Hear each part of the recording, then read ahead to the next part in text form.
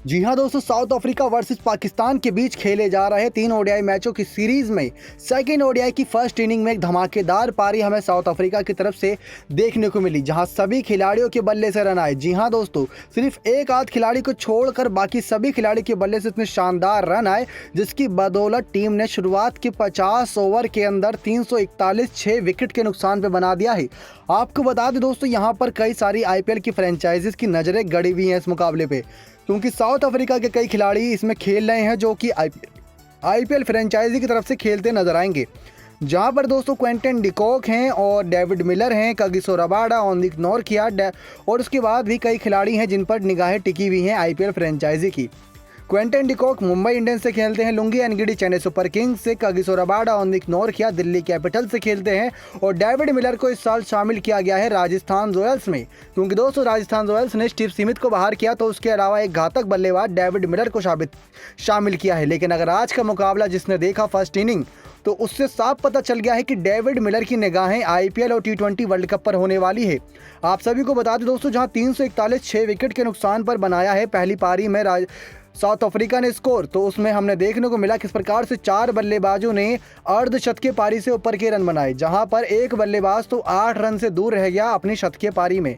लेकिन दोस्तों पाकिस्तान के गेंदबाज आज एकदम बेबस नजर आए, जहां पाकिस्तान के गेंदबाजों में 6 गेंदबाजों ने गेंदबाजी की। कह सकते हैं कि दूसरे गेंदबाज ने ज़्यादा गेंदबाजी नहीं की, लेकिन कमाल कर दिया साउथ अफ्रीका के बल्लेबाजों ने।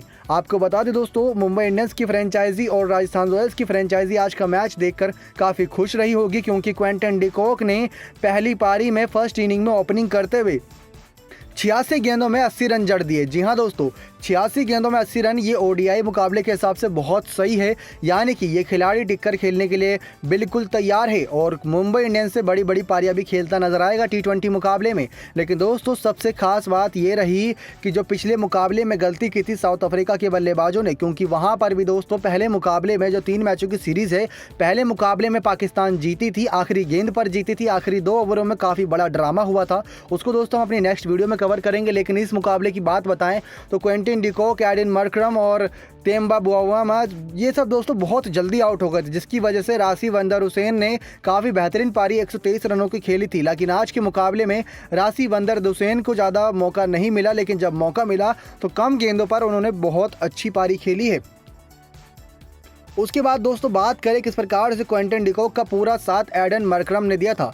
जो पहली विकेट के लिए साझेदारी हुई थी वो दोस्तों 9वें ओवर की तीसरी गेंद पर पहला विकेट आया था साउथ अफ्रीका की तरफ से, 55 रन पर आया था एडन मरक्रम का दोस्तों वो विकेट था। एडन मरक्रम ने तब तक अपनी 34 गेंदों का इस्तेमाल करते हुए 39 रन बना दिए थे, 4 चौके 2 छक्के की मदद से। दोस्तों आज का मुकाबला जो खेला जा रहा था वो स्टेडियम था जोहान्सबर्ग का। बता दें दोस्तों, जोहान्सबर्ग के द वंडर्स स्टेडियम में ये मुकाबला खेला गया था। पिछले मुकाबले में हमने देखा था जो स्पोर्ट्स पार्क में खेला गया था, वहाँ पर ज़्यादा चौके छक्के नहीं लगे थे, जिसकी वजह से पहली पारी में 273 रन ही बने थे। लेकिन आज के मुकाबले में पहली पारी का जो स्कोर रहा है वो रहा है 341 6 विकेट के नुकसान पर। लेकिन इस पारी में ये खासियत रही कि जितने बल्लेबाज भी बल्लेबाजी करने के लिए आए उन्होंने पूरा योगदान दिया है।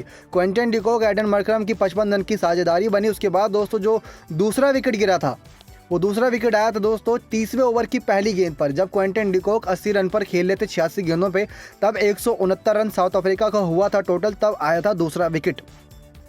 और ये भी नहीं हुआ दोस्तों कि यहाँ पर चलिए दूसरा विकेट गिर गया हो तो गुच्छे में विकेट मिल रही हो, ऐसा कुछ भी नहीं हुआ, क्योंकि उसके बाद एक बार फिर से 100 रन की पार्टनरशिप हुई सिर्फ 11 ओवर के अंदर, क्योंकि 41वें ओवर की चौथी गेंद पर 270 रन पे राशि वंदर हुसैन का विकेट गिरा था तीसरे विकेट के रूप में। लेकिन तब तक राशि वंदर हुसैन और तेम्बा बुआमा के बीच दोस्तों 100 रन से प्लस की पार्टनरशिप हो गई थी, क्योंकि जो दूसरा विकेट आया था वो 169 रन पे आया था और जो तीसरा विकेट आया वो 270 रन पे आया, यानी कि साफ 101 रन की पारी के बीच हुई थी। जहाँ तेम्बा बुआमा ने दोस्तों 102 गेंदों पर 92 यानी कि 92 रन मारे, तो राशि वंदर हुसैन ने दोस्तों 37 गेंदों पर 60 रन की बहुत गजब की पारी खेली। इनकी इस पारी की खासियत ये रही कि इसमें 6 चौके और 4 छक्के शामिल रहे। दोस्तों पिछले मुकाबले में एक भी छक्का नहीं देखने को मिला था, तरस गई थी आंखें, लेकिन आज के मुकाबले में चलिए छक्के तो देखने को मिले। उसके बाद दोस्तों हमें ये भी नहीं कि चलिए यहाँ पर पारी थोड़ी धीमी गति से चले, उसके बाद तो और तेज़ गति से खेला गया, क्योंकि यहाँ पर जो चौथा विकेट गिरा वो गिरा था तेम्बा बुआमा का 46वें ओवर की दूसरी गेंद पर, तब टीम का स्कोर 306 हो गया था। लेकिन उसके बाद दोस्तों यहाँ पर जब 46वें ओवर तक 306 पहुंच चुका था, तब भी 4 ओवर बचे थे। उसके बाद तो दोस्तों टीम ने और कमाल किया, क्योंकि डेविड मिलर जो इस साल राजस्थान रॉयल्स की टीम में शामिल किए गए हैं, उन्होंने बल्ले से 185 के स्ट्राइक रेट से, जी हाँ दोस्तों ये T20 मुकाबला नहीं बल्कि वनडे मुकाबला है, 185 के स्ट्राइक रेट से 37 गेंदों पर 50 रन की एक नाबाद पारी खेली। राजस्थान रॉयल्स के खेमे के लिए बहुत बड़ी गुड न्यूज़ है दोस्तों, क्योंकि उनको एक ऐसा खिलाड़ी मिल रहा है मिडिल ऑर्डर संभालने के लिए जो शुरुआत से ही कमाल कर रहा है। पिछले मुकाबले में भी 56 गेंदों पर 50 रन की डेविड मिलर ने पारी खेली थी, लेकिन तब आउट हो गए थे। और आज की पारी में ये खासियत रही कि इस खिलाड़ी ने नाबाद रन बनाए 37 गेंदों पर 50। इनमें देखने को मिला दोस्तों 3 चौके और 3 छक्के शामिल थे। डेविड मिलर ने लगाए अपनी इस खूबसूरत पारी में 30 रन तो दोस्तों बाउंड्री से बटोरे, बाकी 20 रन सिंगल डबल से। तब 185 के स्ट्राइक रेट से इस बल्लेबाज ने बल्लेबाजी की। लेकिन दोस्तों यहाँ पर डेविड मिलर नाबाद रहे, लेकिन दूसरे छोर से राशिव बंदरदुसेन आउट हो गए थे। तो हेनरिक क्लासन ने दोस्तों आए थे मैदान पर, 9 गेंदों पर 11 रन ही बना पाए थे, 2 चौके मारे थे, लेकिन यहाँ शाहीन अफरीदी ने अपना कमाल दिखाया और आज के मैच में एकमात्र विकेट ली, वो भी हेनरिक क्लासन के रूप में। 5 गेंदों पर 3 रन एंदले फिलुकावे ने बनाए थे, लेकिन यहाँ पर इनकी विकेट ली थी दोस्तों हारिस रऊफ ने, जो आज सबसे अच्छे गेंदबाज साबित हुए पाकिस्तान की तरफ से, क्योंकि दोस्तों हारिस रऊफ ने आज 10 ओवर कराते हुए सिर्फ 54 रन दिए। सबसे किफ़ायती गेंदबाज रहे, सबसे कंजूस गेंदबाज, और ये भी नहीं कि दोस्तों सिर्फ रन कम दिए, इन्होंने 3 विकेट भी झटके। तीनों विकेट दोस्तों बहुत अहम थी, क्योंकि पहली विकेट इनकी क्विंटन डिकॉक की थी, दूसरी विकेट तेम्बा बवुआमा की थी और तीसरी विकेट यहाँ पर एंदले फिलुकावे की थी।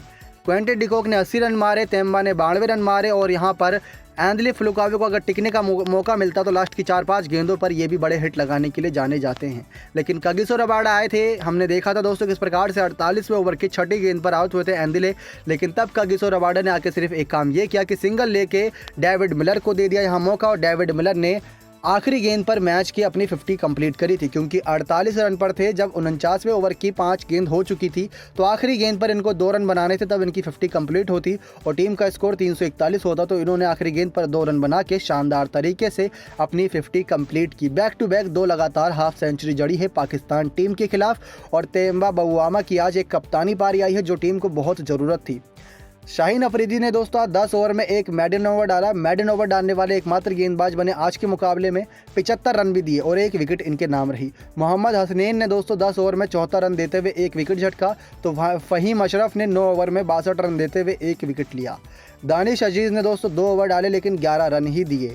शादाब खान ने अपने 9 ओवर के अंदर दोस्तों 64 रन दे डाले। काफ़ी महंगे साबित हुआ आज सभी पाकिस्तान के गेंदबाज, लेकिन सबसे खासियत यही रही कि हमने IPL के मुकाबले के लिए दोस्तों बड़ा ऐलान सुना था साउथ अफ्रीका की तरफ से कि जितने भी खिलाड़ी IPL में खेलेंगे साउथ अफ्रीका की तरफ से उनको छूट दी जाएगी और उनको पहले ही यहाँ से रिलीज़ कर दिया जाएगा साउथ अफ्रीका से इंडिया के लिए रवाना होने के लिए, ताकि वो IPL की तैयारियां कर सके। क्योंकि दोस्तों कोविड-19 महामारी की वजह से पहले 7 दिनों का आइसोलेशन बिताना पड़ता है। इस आइसोलेशन के अंदर दोस्तों आप देखते होंगे किस प्रकार से कोरोना के खतरे को कम किया जाता है और बायो बबल के अंदर के आने की तैयारी की जाती है खिलाड़ी की। लेकिन उससे ज़्यादा खासियत की बात यह रहती है कि पहले कई सारे टेस्ट होते हैं, क्योंकि कोई खिलाड़ी विदेश से आता है या हमारे भारत देश का खिलाड़ी विदेश जाता है, तो कोविड-19 के जितने भी नियम बनाए गए हैं उनको मद्देनज़र रखते हुए वो सारे टेस्ट किए जाते हैं। जब अगर नेगेटिव या पॉजिटिव पाया जाता है उसको फिर उसी के हिसाब से ट्रीटमेंट मिलती है। अगर पॉजिटिव पाए जाते हैं तो 7 दिनों से प्लस करके उनको क्वारंटाइन में रखा जाता है। अगर नेगेटिव आता है तो भी 7 दिनों का आइसोलेशन किया जाता है और उसके बाद 7 दिन बाद उनको मैदान पर आने की एंट्री होती है एक और कोविड टेस्ट कराने के बाद। ये सारे दोस्तों नियम होते हैं कोविड-19 को ध्यान में रखते हुए।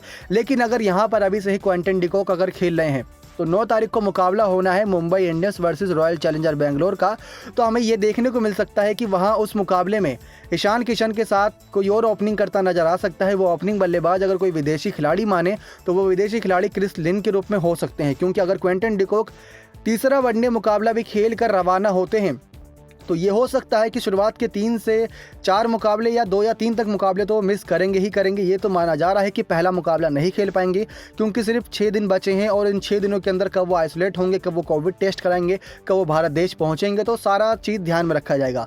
तो ऐसे में दोस्तों यहाँ पर दिल्ली कैपिटल्स के कप्तान ऋषभ पंत भी नज़रें बनाए होंगे। महेंद्र सिंह धोनी की भी नजरें इस मुकाबले पर हैं, क्योंकि एकमात्र तेज गेंदबाज विदेशी खिलाड़ी के रूप में चेन्नई सुपर किंग्स के पास बचे हैं लुंगी एनगिडी, क्योंकि जोश हेजलवुड ने बायोबबल से परेशान होकर अपना नाम वापस ले लिया है आईपीएल की लीग से। तो ऐसे में सिर्फ लुंगी एनगिडी एकमात्र तेज गेंदबाज विदेशी के रूप में मौजूद हैं धोनी के पास। और कागिसो रबाडा और ओनिक नोरक्यास दोनों ही खिलाड़ी दिल्ली कैपिटल्स को डेथ ओवर और पावर प्ले में अच्छी गेंदबाजी के जरिए विकेट लेके देते हैं। तो सभी की निगाहें इस मुकाबले पे हैं। इसकी सेकंड इनिंग की हाईलाइट दोस्तों मैच खत्म होने के बाद आप तक जरूर पहुंचाएंगे, लेकिन ये था पहले मुकाबले की फर्स्ट इनिंग का पूरा स्कोर कार्ड, किस प्रकार से क्या कुछ हमें खास देखने को मिला। नेक्स्ट 9 स्पोर्ट्स की रिपोर्ट।